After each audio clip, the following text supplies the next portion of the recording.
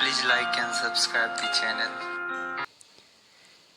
Hello, hi, welcome back. This is Raj Kamal, and today I am going to discuss the topic cell and battery, especially numerical portion.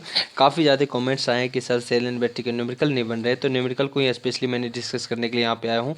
तो जो भी questions हैं हम इसके अंदर हमारे सब न्यूमेरिकल्स ही हैं, तो स्पेशली न्यूमेरिकल्स को डिस्कस करता हूँ। मैं एक बार और बता दूँ, अगर इसके न्यूमेरिकल्स आपसे नहीं बन रहे हैं, इसका मतलब कहीं ना कहीं बेसिक में आपको इशू है।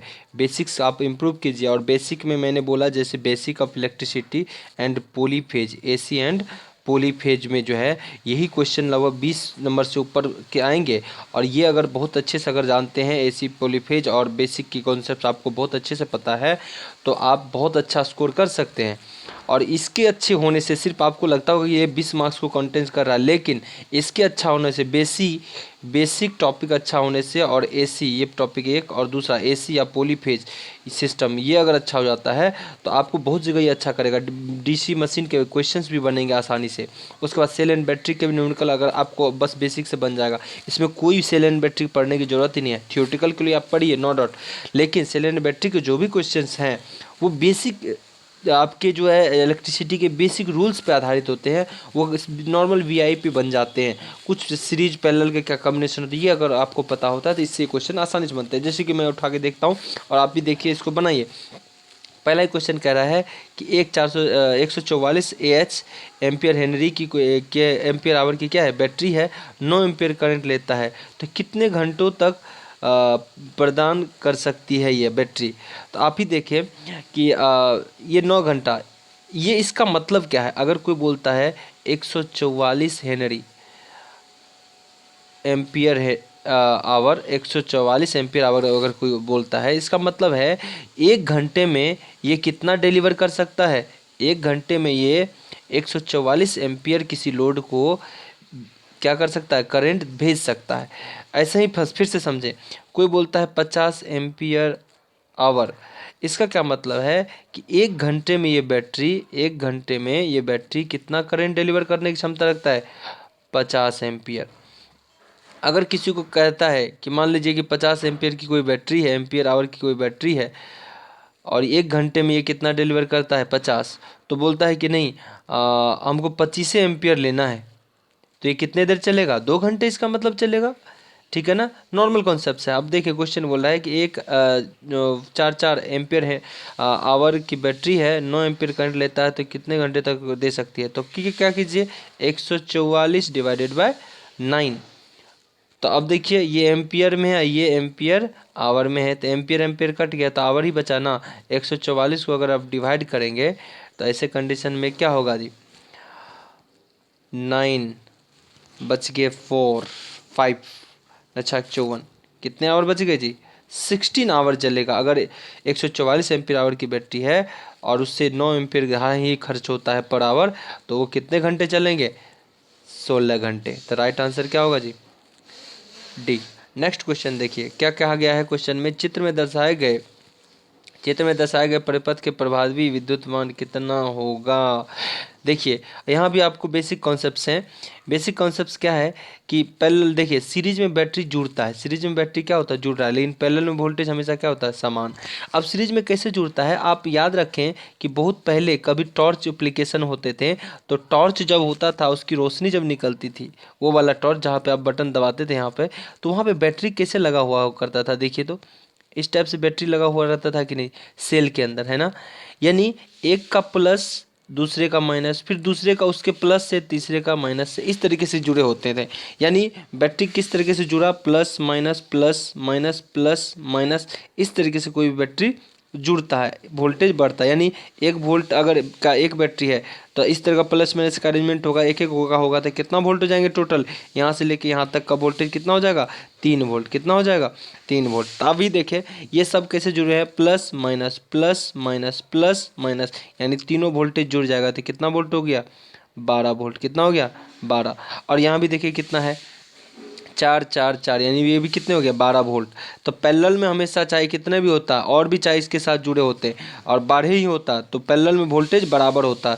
तो पैरेलल में वोल्टेज का मान यहाँ पे क्या दिखेगा 12 वोल्ट। कितना दिखेगा जी 12 वोल्ट। ये वोल्टेज होता तब भी, ये भी इसके समांतर कान में क्या होगा पैरेलल में 12 वोल्ट। अब कोई कहेगा कि सर एक होता तब भी 12 वोल्ट, दो है तब भी 12 वोल्ट, तो इसके फायदे क्या है। तो देखिए दो लगा देने से अब इसके समांतर क्रम में यहाँ एक टोटल हमने इक्विवेलेंट बोला ये 12 वोल्ट है और दूसरा भी समांतर में इक्विवेलेंट कितना है 12 वोल्ट है।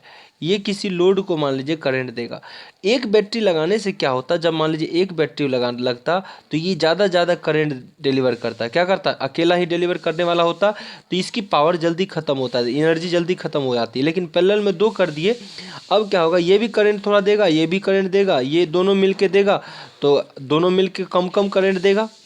दोनों मिलके क्या होगा कम कम करंट देगा। मान लीजिए ये अगर इसकी एनर्जी पे डिपेंड करता है कि किसकी एनर्जी कैपेसिटी कितनी ज़्यादा, वोल्टेज तो बराबर है लेकिन किसकी एनर्जी कैपेसिटी ज़्यादा है। अब देखिए ये जो बैटरी को एनर्जी देगा, मान लीजिए यहाँ कोई लोड लगा होता तो यहाँ अब करंट ये भी दे रहा है ये भी दे रहा है, तो ये दोनों बैटरी जल्दी खपत नहीं होंगे काफ़ी। मान लीजिए पहले सिर्फ एक ही सेल होता है, बस एक ही होता तो ये मान लीजिए 5 घंटे में चले, 5 घंटे में ख़त्म हो गया। लेकिन जब दो पैरेलल में लगा दिए तो हो सकता है कि ये 10 घंटे भी चल सकते हैं। इसीलिए पैरेलल में लगा दिए तो वोल्टेज तो इसको समान मिला, पर अब इसका लाइफ जो 5 घंटे चलता अब ये कितना देर चलेगा 10 घंटे। तो यानी हमारा राइट आंसर क्या होगा पैरेलल में वोल्टेज बराबर। तो यहाँ पे ई आर का वोल्टेज का मान कितना होगा 12 वोल्ट। कितना होगा 12 volt. Right answer will B ए।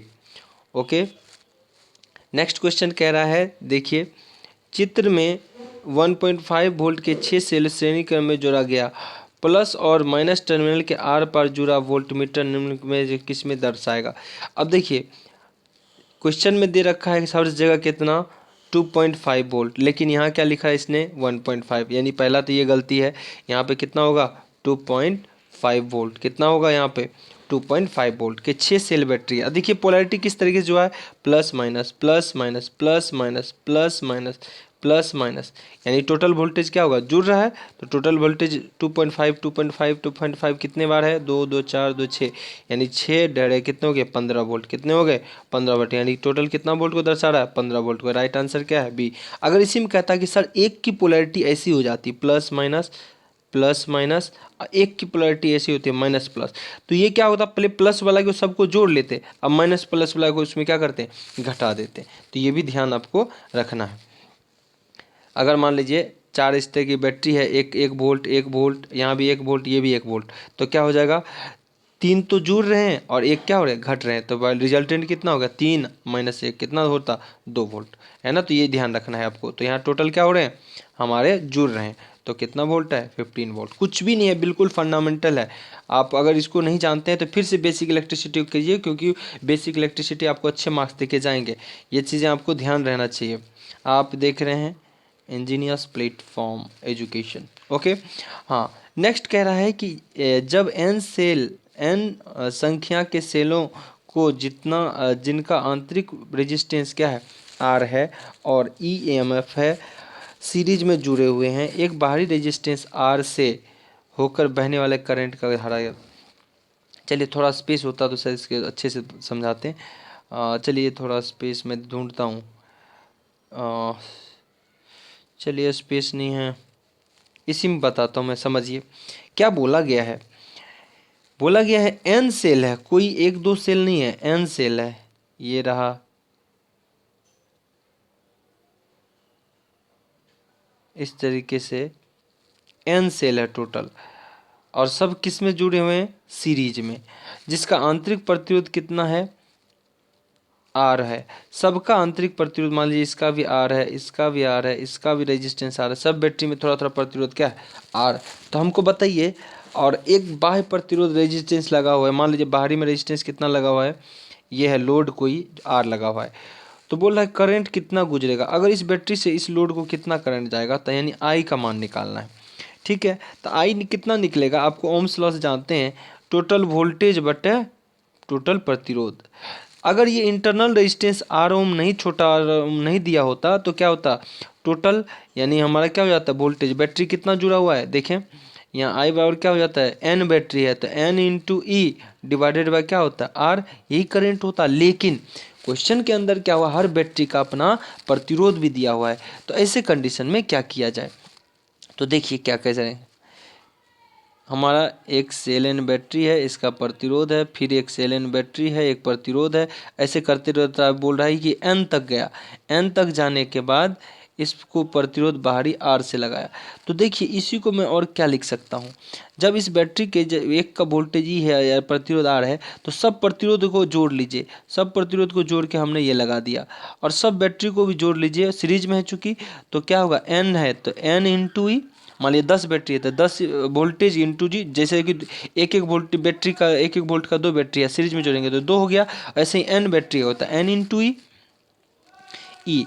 अब बताइए एक प्रतिरोध सीरीज में, आपको पता होना चाहिए सीरीज में प्रतिरोध क्या होता है, एक प्रतिरोध, दो प्रतिरोध, तीन प्रतिरोध, सीरीज में प्रतिरोध क्या होता है, जुड़ जाते हैं। तो यहाँ पे टोटल क्या है, एन इंटू आर, जितना प्रतिरोध की संख्या होगी उतना से गुना हो जाएगा रेजिस्टेंस में। अब देखिए ये हमारा क्या बचा है, टोटल मेन जो लोड है। अब बताइए इस परिपथ में कितने रेजिस्टेंस है, एक ये हो गया, एक ये हो गया, और वोल्टेज कितना है, ये हो गया। तो यानी करंट बराबर क्या होगा, वोल्टेज एन इंटू ई बटे रेजिस्टेंस प्लस एन आर, हमारा यही होगा टोटल करंट। तो देखिए इसमें से कौन सा राइट आंसर है। तो पहला में देखते हैं n into E by R plus n r, यानी पहला ही हमारा क्या है राइट आंसर, आगे जाने की जरूरत ही नहीं है। अब देखिए सिंपल पहला ही हमारा मैच कर रहा है।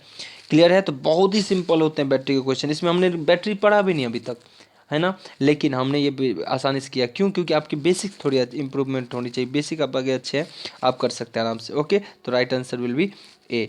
नेक्स्ट क्वेश्चन देखिए, एक बैटरी की क्षमता है 200, देखिए 200 एम्पियर आवर।